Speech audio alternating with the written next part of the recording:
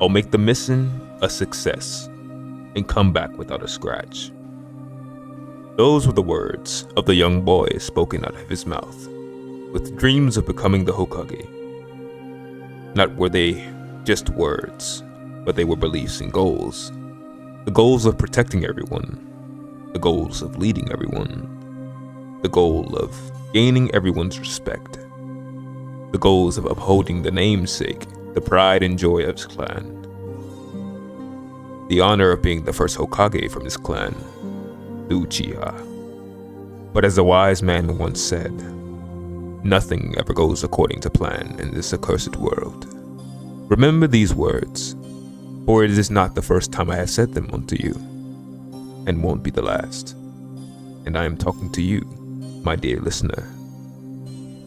These are a creed of words, forged by the experiences one has gone through, and spent most of it through battle.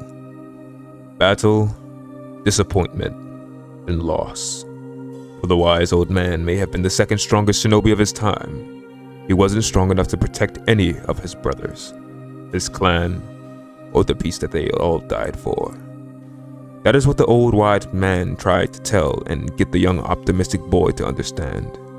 While he did make the mission a success as he promised, it didn't come without a price. Not only was he scarred physically, the wounds he sustained that day, he'd also lost the ability to see. Not just see out of his left eye, but metaphorically, to see the world through the same lens, with the same care, the same love, and compassion he once did.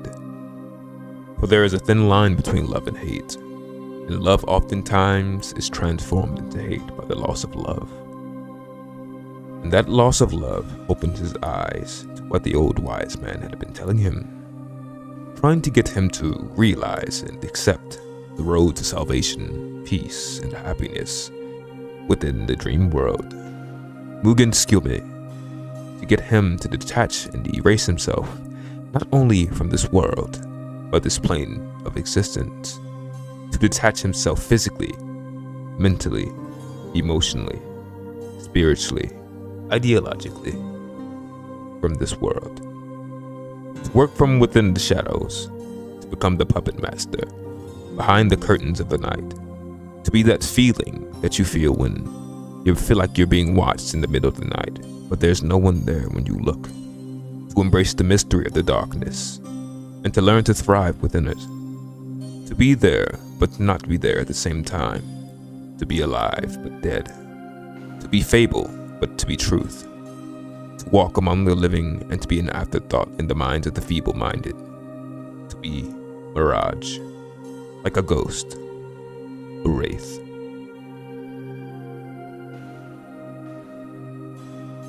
Ore ga Kamui no chikara da.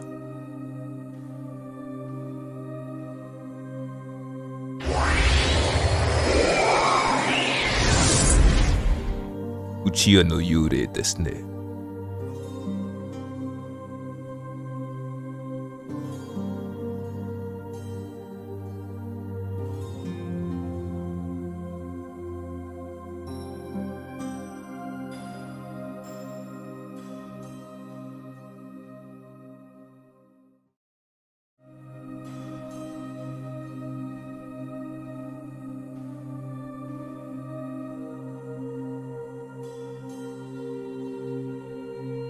Okay, so let's start off.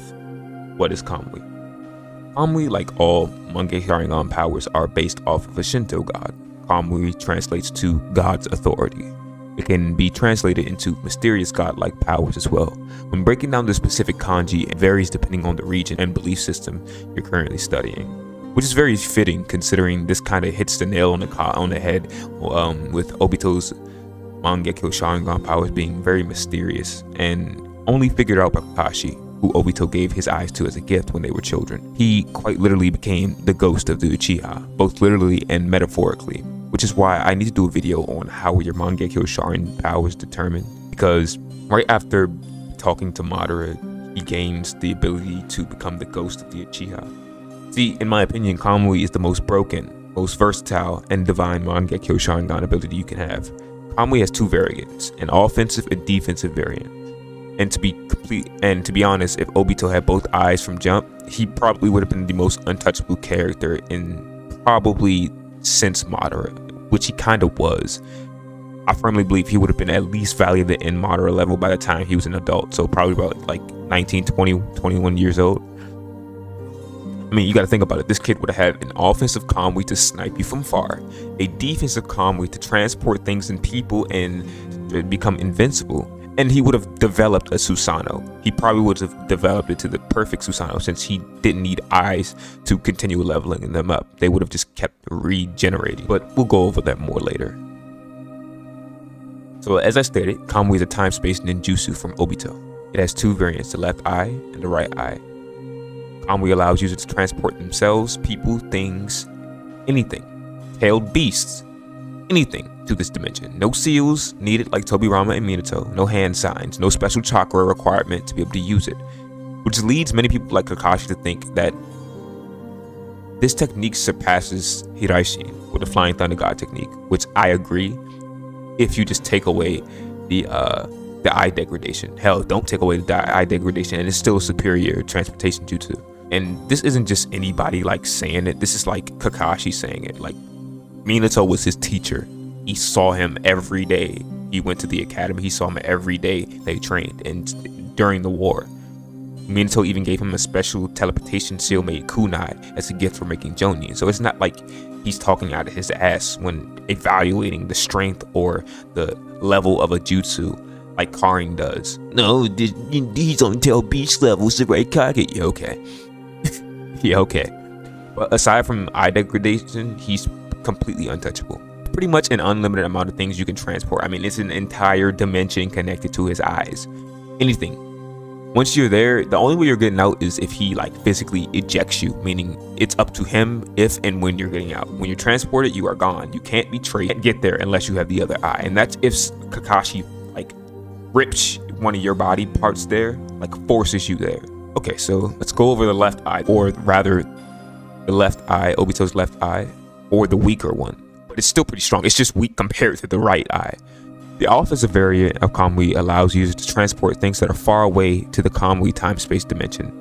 It transported Deidara's arms to the Kamui dimension, nearly transported the Jubi's head, a nail that saved Kakashi's life temporarily, a heat-seeking missile that was chasing Choji, one of Kaguya's bone-killing ass jutsus, the entire 8 tails. Typically, you need Obito's eye to transport yourself in and out, but I'm like 99% sure that was like a retcon to fit the narrative of the war. But on that 1%, let's say it wasn't a retcon, on that 1%, it is possible to train offensive Kamui to a point where you can transport yourself out of the dimension if you reach a certain level of mastery with it. The offensive Kamui is pretty much used as a sniper rifle. It forces whatever is transported there forcefully. It ripped both of Deidara's arms off twice. And the only reason he got them back was because Obito went and retrieved them like 3 times, 2 to 3 times. Now, we can go over the defensive Kamui. Now, if you thought the offensive Kamui was strong, this one is like crazier. It's more ridiculous. Obito can transport himself and anyone within the vicinity of his teleportation there. He can transport people, objects, weapons, anything. It doesn't matter what it is. It doesn't matter how large the weapon is, how large the person is. Kakashi transported a tailed beast. He has giant shurikens and knives stored there. He kept Fu and Tordane trapped there within a genjutsu from his Sharingan. Yeah, he can trap you in a genjutsu once you're in this dimension. He had those 2 trapped in a genjutsu in the dimension for like 2 weeks and had the 4th Mizukage in a genjutsu for like 6 to 7 years. The same Mizukage that hosted the 3 Tails Isabu. Remember when Killer Beast said Jinchuriki are immune to genjutsu because they can be awoken by the tailed beast? Well, not with this dude. This dude's genjutsu is damn near on par with Kodomatsu Kami. It's kind of ridiculous when you think about it. He isn't even a genjutsu specialist, Itachi and Shisui, and did this with a base Sharingan. I'm definitely doing a video on this dude's genjutsu later.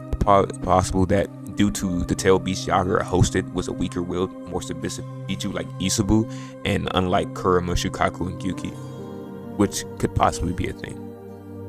And contrary to popular belief, the teleportation does not take that long. We have to remember a lot of things in the show are slowed down for the reader and the watcher to properly take in everything to get a proper understanding. That's why we have to oftentimes like rewatch the show from beginning to end like 2 to 3 times or more. But the transportation, it only takes like 2 to 3 seconds, if that at all. But the only person we've seen escape while being transported is Minato, the literal fastest man on the planet. Like, the only man we've ever seen escape, to my knowledge, is the fastest man to ever exist. And he was still like almost like too late. This version of Kamui allows Obito to phase any part of his body to the dimension, and he's completely invulnerable to any attack. Name an attack. Oh, go ahead. I'll give you like 5-10 seconds. He's gonna phase through it. He's invulnerable. Like, the only thing that can harm him is another Kamui user, aka Kakashi. So if at any point Kakashi lost that eye, yeah, if at any point he lost that eye, they just can't beat this dude. Like, he's soloing Dai, Kakashi, KCM1 Naruto, like 4 or 5-tailed beast, and still like not injured. The only thing that can touch him is like his other eye, which is like ridiculous. And like, we have to remember, he's fast enough to react to Minato, again, the fastest man on Earth. Well, he can react to his level 1's attack, because those level 2 Hiraishin attacks, it's not even close. He got destroyed. But to be fair, he was like 14, okay, and he had just awakened the ability like 5 months prior. But we see as he gets older, he's fast enough to react to the Raikage, who is then the fastest man on Earth. KCM1 Naruto, Guy, Kakashi, and pretty much everyone else couldn't touch him. Only the other Kamui could touch him. The only reason they could hit him was because Kakashi had the Una reverse card in his other eye, which completely counters itself. It still requires pinpoint timing though. You can't just use it. Kakashi had to actually train this eye, and you still need a pretty coordinated team to get it to work where you need it to work. Like, they needed to come up with a devised plan in order to get him to phase, to bait him into phasing and to actually hurting him. And he only took a Rasengan to the shoulder. That's not easy unless you're Madara.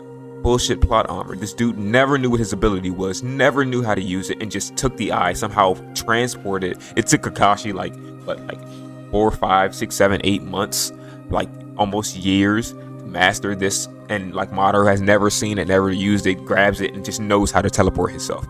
That's why, like, the ending of Shippuden I'm not really a fan of. But the one thing I forgot is the defense of Kamui also allows you to transport any distance instantaneously. No seals, no hand signs like Tobirama and Minato. Like, wherever he wants to go, he phases from point A and phases to point B. Zetsu even said he can't phase as like, Obito got on like Zetsu's ass about being late to the Itachi and Sasuke fight so they could retrieve Itachi's body, but Zetsu literally told him like, I can't shift between spaces as fast as you. I can't like get from point A to point B. I can only go through the earth so fast. You can literally get from point A to point B within like a few seconds. Kakashi told Hinata to check the clouds that were around in the direction of 4 o'clock. It's about 10 kilometers. That's about 6.2 miles. This dude went about 6.2 miles in a few seconds. Like he literally became like this. This dude is ridiculous. Just the right eye alone made this dude go from like Genin to like beyond Kage level. Like, he's fast enough to somewhat react to Minato after getting that eye. I didn't even get to the craziest part. The double Kamui. When used in conjunction or 2 separate users are in close proximity, Kamui's teleportation speed is doubled. The reaction time of the user is doubled, and you can create a bridge to another dimension. Like, you probably will need, well actually no, to establish a connection you don't even need help. To open, like Obito opened like 3 to 4 different dimensions he's never been to with the assistance of the 100 healings. And like, bro, it's fucking insane. Like, this dude is unstoppable, bro. Like, he's the most nerfed but still the most broken character in the show.